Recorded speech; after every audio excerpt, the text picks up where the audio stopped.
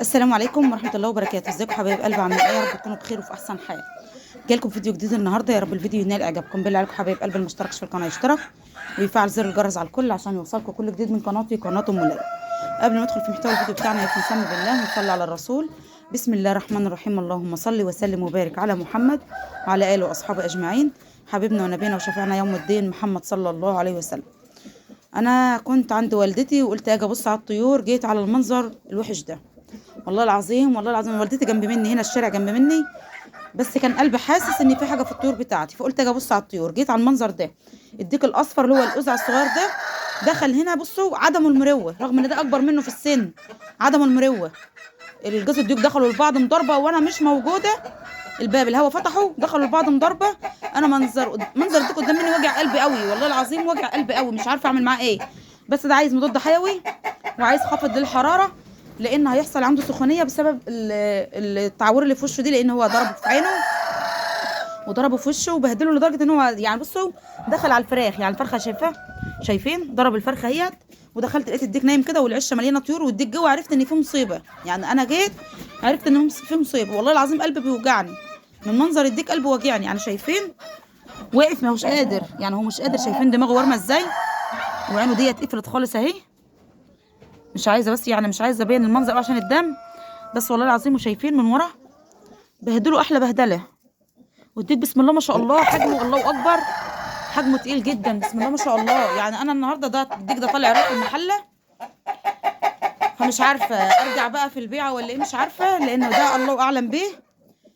بس مش عارفه، الله المستعان. لان الديك اللي عندي لما عينه بتتعور خلاص بيبقى مفقود فيه الامل، اتفقد فيه الامل. انا ما عادش قادره اركز حتى في الكلام، لان فعلا المنظر واجعني. والله العظيم انا قلبي بيدق من ساعه ما شفت المنظر. بيصعب عليا الطير اللي بيحصل فيه المشكله دي. الديوك الهندي مشكلتها كده، مشكله تربيه الهند في كده. حتى الفراخ الاناتي لو فرخه جت من عش عند التانيه بيقطعوا بعض، والله العظيم بيقطعوا بعض. شايفين منظر الديك عامل ازاي؟ يعني لو النهارده عدى عليه ان شاء الله خير. بس والله العظيم فعلا انا قلبي وجعني علشانه، مش قادره هوريكم. انا الديك التاني هتشوفوا منظر دي من المنظر التاني ما تقولوش ان هو عامل في كده. يعني هو ده بقى يحامي عن نفسه على قد ما يقدر يدافع عن نفسه، بس التاني مش معمول في كده وبيجري زي القرد في قلب الدوار جوه اهو. انما ده لا حول له ولا قوه. فده لازم ياخد مضاد حيوي وخافض للحراره، لازما حالا دلوقتي. فانا هطلع دلوقتي اجيب له مضاد حيوي واجيب له خافض للحراره ومسكن في نفس الوقت عشان ما يحسش باي وجع، لان فعلا الخبطه دي صعبه جدا جدا. هو نقره كتير وبهدله احلى بهدله. دول والله راقدين على الارض وما انا عايزه ارقدهم، بس هو كده طالما اديك بقى يعني هياخد له 20 يوم بالكتير على ما يبدا يفوق ويقف على رجليه ويتعود تاني ان هو يرجع يخصب تاني. فانا هقصه من قرب، لان هم كانوا بيكسروا البيض. انا جايبه لهم قشور بيض اهو وجايبه لهم بيض فاضي.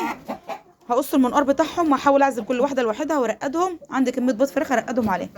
فلا حول ولا قوه الا بالله. يعني والله العظيم حاجه توجع القلب. فده ان شاء الله طالع رايح المحله النهارده الديك ده، فالله المستعان. هوريكم انا بقى التاني منه لله على اللي عمله. هحاول بقى اشوف ان انا اشوف صرفه في الباب ده واربطه، لان الهوا صعب وبيفتح الباب. ادق له مسمار وادق واحد هنا وواحد هنا واربطه عشان الهوا صعب هيبهدل الدنيا. فهشوف اي حاجه اعملها له. هوريكم انا بقى الديك التاني والله العظيم لو شفتوه تقولوا مش شايفين طب قولوا بقى اتصرف. يا خرابي عليك النهارده، يا خرابي عليك النهارده، قطعت الفراخ كلها، قطعتهم كلهم منك لله. شايفين بهدل ده رخل ازاي؟ لا ما حصلتش المنظر ده. لا انت هتيجي تترمى في اي مصيبه. اصبر بقى، انت كده غدار، انت كده غدار، امشي. شايفين هو حجمه قد ايه؟ قله والله العظيم قله. وبهدل لي الفراخ كلها، بهدل لي الديوك كلها. والفراخ بتبيض، يعني عايزه ديوك معاها تخصب. اطلع، منه لله، منه لله يا شيخ، والله العظيم منه لله. لا حول ولا قوه الا بالله. استغفر الله العظيم يا رب. والله العظيم انا زعلت من المنظر اللي شفته. يا ما يكونش بس ضرب حاجه تانية، ما يكونش ضرب حاجه تانية. استغفر الله العظيم يا رب. والله العظيم ما عاد ليا نفس من اي حاجه. انا كنت جايه عشان ابص على الارنبه وجيت على المنظر الوحش ده. لا حول ولا قوه الا بالله. ده بيض الفراخ البرام اهي، بقى لهم دلوقتي بقيت واخده من عندهم 3 بيضات عشان انا بحط لهم قشور بيض. فانا عرفت المشكله اللي عندهم وحلتها بدون ادويه وبدون اي حاجه. حلتها، لا جبت نقص كالسيوم ولا جبت كلام من ده كله. انا حطيت لهم قشور بيض، قشور بيض جابت نتيجه وياهم. بس والله العظيم المنظر صعب. يعني الديك الاسود شمم نفسه، الديك الهندي الاسود شمم نفسه. انما التاني متبهدل متبهدل جامد يعني. قدر الله ما شاء فعل، قدر الله ما شاء فعل. بجد زعلت والله العظيم، زعلت جدا، بس الحمد لله. برضو انت نزلت على الارض، انا بخاف على الارانب الصغيره منك، مش عارفه بينزل هنا ليه، بخاف على الارانب الصغيره منه. نبص عليها كده نشوف. بسم الله الرحمن الرحيم. مرضعاهم ولا ايه دنيتها؟ رفيعين قوي، صغننين قوي. بسم الله الرحمن الرحيم. يعني فيهم ارانب رضعه اهي، بسم الله ما شاء الله. ده لونه هيبقى احمر قوي، ده هيبقى احمر غامق. في ارانب صغننه خالص شايفين، بس الى حد ما كويسين راضعين اهو.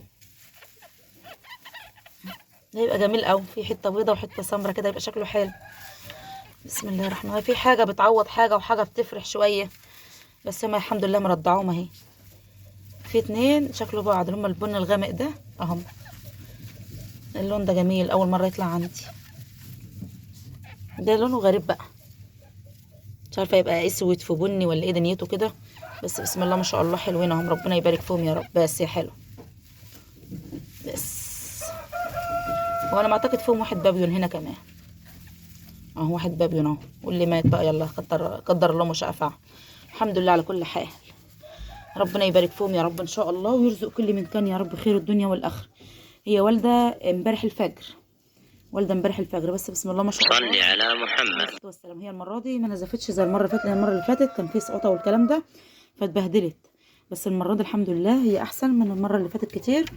بس برضو انا مش هجوزها دلوقتي، هصبر عليها اسبوع ولا 10 ايام، لانهم رفيعين على ما تبدا بس ان هي ترضعهم برضو وياخدوا راحتهم، عشان بس ما يتبهدلوش برضو وهم صغيرين. فربنا يبارك يا رب ان شاء الله، ويرزقني ويرزقكم جميعا يا رب خير الدنيا والاخره. ربنا يبارك للجميع، والحمد لله والشكر لله انها جت على قد كده. الف حمد وشكر لك يا رب، الف حمد وشكر لك يا رب. انا اخدت ارنبه من هم السمر، اديتها لابن اخويا، مبسوط بيها قوي يعني. اديت له ارنبه سودا زي دي، سودا خالص. فدول بقى لسه ما فرستهمش، انا فرستها هي، لقيتها انتهى اشتلتها اديتها له. فلسه الباقي ما اتفرست، ما اعرفش بقى ايه اللي هيبقى نتيان وايه اللي هيبقى ذكره. انا حابه احوش ذكر بابيون، بس هنشوف الدنيا فيها، واللي هلاقيه كله اناتي هسيبه ان شاء الله، اللي هلاقيه كله اناتي هسيبه. فربنا ييسر يا رب ان شاء الله. هعمل معاكم احلى مزرعه ارانب. فالعمل مشى معايا وظبط معايا، حابه ان انا الغي موضوع الطيور خالص، لان فعلا انا بتبهدل فعلا في الطيور، يعني يعز عليا ان انا يعني ممكن اسيب من كل شيء كده، لو 5 فرخات وديك من كل نوع كده، 5 فرخات وديك، والرومي هسيبه، والبطه اسيب 5 بطايات وذكر. فيعني ايه، هحاول اخف العمل عن نفسي شويه، لان فعلا انا متبهدله في موضوع العلف، بجد متبهدله يعني. فالحمد لله الله المستعان. شوف الارنبه بتاعتنا الشمرد، حطيت لها رصت لها الطوب وحطيت لها قش طول النهار وطول الليل اللي نايمه فيه، وما تقومش على قد الاكل والشرب بس، وان هي تعمل حمامها في جنب بعيد عن الفرش. مش رغم ان هي يعني ارنبه ما بتفهمش، لا الارنب بتفهم برضه يا جماعه، عارفين ان ده مكان هتنام فيه، فبتحاول تنظف المكان بتاعها. فربنا ييسر يا رب. هي ان شاء الله هتبقى حامل ان شاء الله، انا مخصباها يوم 3 في الشهر، فلو لنا نصيب فيها ولنا رزق ان شاء الله هتولد على 3 في الشهر الجاي. فربنا يبارك يا رب ان شاء الله، وييسر امورنا جميعا، اللهم امين يا رب. ناخد البطين دول بقى معانا. وعندنا روميه، انا رقدت روميه امبارح، رغم ان انا يعني مش حابه ترقيد الطيور، بس انا رقدت فرخه بزراميط على بيض رومي، ولقيت الروميه راقده في قلب القفص مش عايزه تقوم، فاخدتها رقدتها امبارح.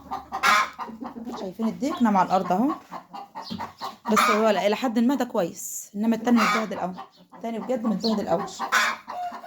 فحاول اشوف له مكان احطه فيه، بس مش عارفه اوديه فين حقيقي، مش عارفه. خليك لوحدك زي الكلب كده، عشان انت معدوم الضمير وقليل الادب، بجد معدوم الضمير وقليل الادب. منك لله، منك لله يا شيخ. شوف الفرخه اللي راقده هنا كده، شايفين قامت عشان تاكل، نكتت الدنيا كلها على الارض. بسم الله الرحمن الرحيم. راقده يا حبايبي على بيض رومش، ربنا يبارك فيها يا رب ان شاء الله. دي فرخه بزراميط اهي، عشان بس اللي بيقولوا البزراميط ما بيرقدش، راقده اهي وطلع انتاج فقاسه، مش طالعه بيض راقده يعني، ده انتاج فقاسه وراقده اهي. ربنا يبارك يا رب ان شاء الله، ويرزق كل من كان يا رب خير الدنيا والاخره. نفسي بقى تلقط بطه ولا حاجه، عشان الم بيض البط اللي موجود عندي ارصه تحت منها، او لو رقدت روميه تاني او فرخه ولا حاجه، هنحاول نظبط الفراخ الهندي ده، اقصه من قرها واظبطهم، بحيث ان انا ارقدهم على ايه، على البيض اللي عندي. عايزين نشوف صرفه بس للباب عشان ما يتفكش تاني. الروميه بتاعتنا هي ترقد اهي. بسم الله الرحمن الرحيم. ربنا يبارك يا رب. روميه من الروم الامريكي اهو، رقده اهي، ربنا يبارك فيها ويرزقنا منها خير ان شاء الله. ربنا يبارك للجميع يا رب، اللهم امين. للاسف ده الفيديو بتاعنا النهارده فيديو محزن جدا جدا بجد والله العظيم، لان بجد ما كنتش متوقعه ان انا هاجي الاقي المنظر ده. الهوا فتح الباب، ما كنتش متوقعه ان هاجي الاقي المنظر ده، بس الحمد لله قدر الله مش قفع. هنشوف الفراخ ده لو عندها بيض ناخده، ما عندهمش يبقى خلاص. في بيض هناك اهو، انا فرشه لهم دي امبارح، بسم الله ما شاء الله كده اهي.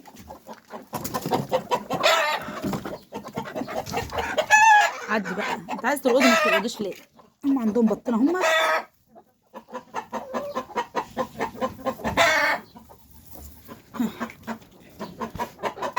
وانا واخده بيض الصبح، يعني كل فتره كده باجي البيض اللي بلاقيه باخده، عشان الطيور كلها عندها نقص كالسيوم، فالبيضه اللي بيبيضوها بيكسروها وياكلوها. فانا كده حطيت لكل الطيور اهي، حطيت لهم قشر بيض اهو، ولو في بيض سليم فاضي بحط لهم برده، مش اي مشكله.